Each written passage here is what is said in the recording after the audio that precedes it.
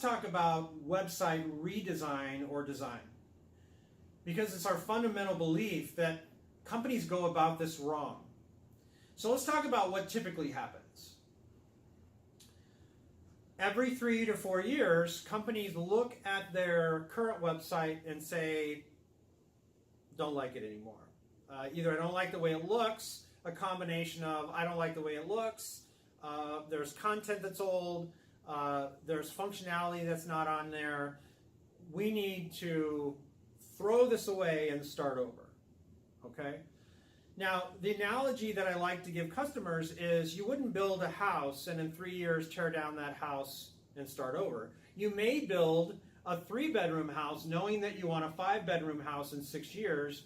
You don't quite have the money to build a 5-bedroom house, but in 6 years you might, so you can add on to your current house. So if you kind of think about the ideal house that you want, you buy enough property, you build a 3-bedroom house, and someday you add on to it.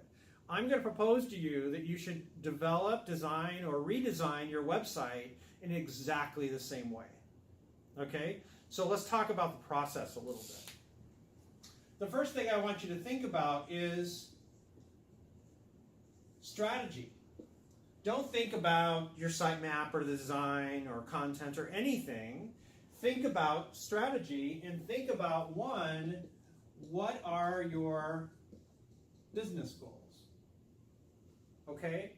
So write them down. What should the website do? Should it generate leads? Should it sell a product? If you're selling a product, what's your conversion rate?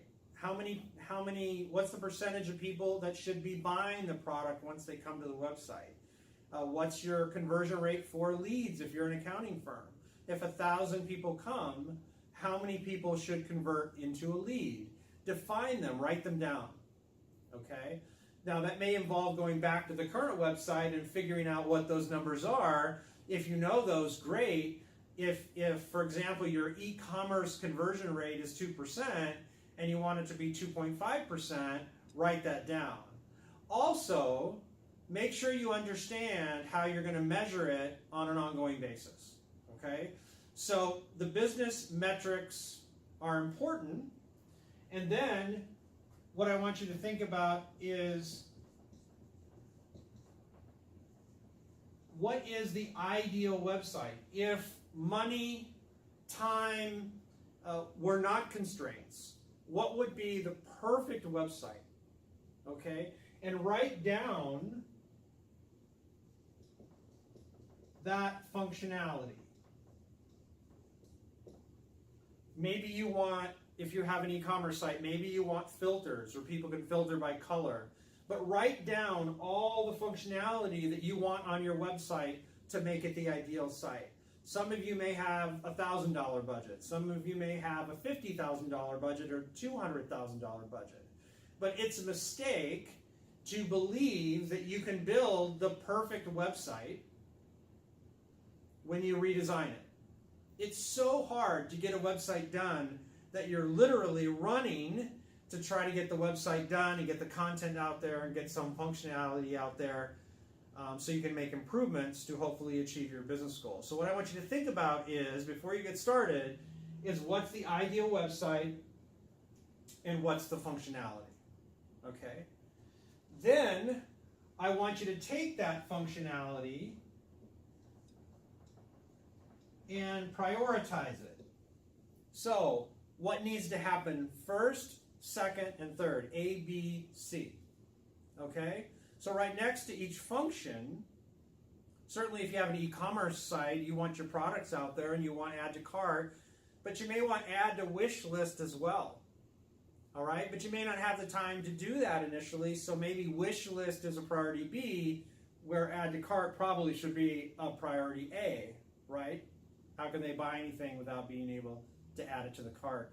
So list the functionality and then prioritize it. And then this is what I would ask you to do with that information. And I realize I'm not giving you everything, so please in the comments, if you have any additional questions, we'd love to answer those. But what you're going to do is you're going to prioritize those functions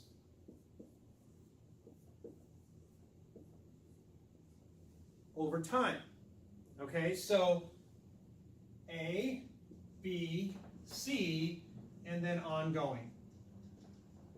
So you're going to get the A priorities done first. You're going to evolve your website. Let's not talk about redesigning your website ever again, because the website you have in 3 years should be different already. The problem with the current methodology is that people don't evolve their website. They do it on January 1st, they don't look at it much again, and then in 3 years they redo it again. I would put to you that you should redo it and then evolve it over time, so that website that is there 3 years from now isn't the same. And it's performing better in 3 years because you're evolving it. Kind of like the house analogy. Okay? So priority A is going to be done when you redesign it. B, C, it could be D, E, F, whatever you wanted. And also, this time frame can be anything you want. It could be 4 months, it could be 4 years, it could be 18 months, whatever you want.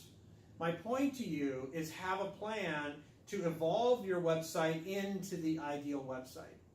Because even if you have all the money in the world, money is not an issue. You can spend whatever you want to spend. It's simply unreasonable to think that you're going to remember and think of everything you have to do to redesign it in stage A. It just doesn't happen. There's no way to make it happen. Okay? And anyone that tells you that there is lying to you. So let's have a strategy for evolving the website over time so that it's morphing and changing to meet the demands of your market, and more importantly, to meet or exceed the business metrics that you're trying to achieve. Okay, so let's stop redesigning or designing, and let's start evolving through strategy, through having an idea of what your business goals are and measuring against those. So as you're evolving the website, you should be measuring those business goals to see whether that evolution is resulting in real business gains. Okay? I wanted to talk about this because I had a conversation with a client just yesterday about it, and I thought it was an interesting topic. Hopefully you feel the same way. Please like, share, subscribe to our channel. More to come later. Thanks so much.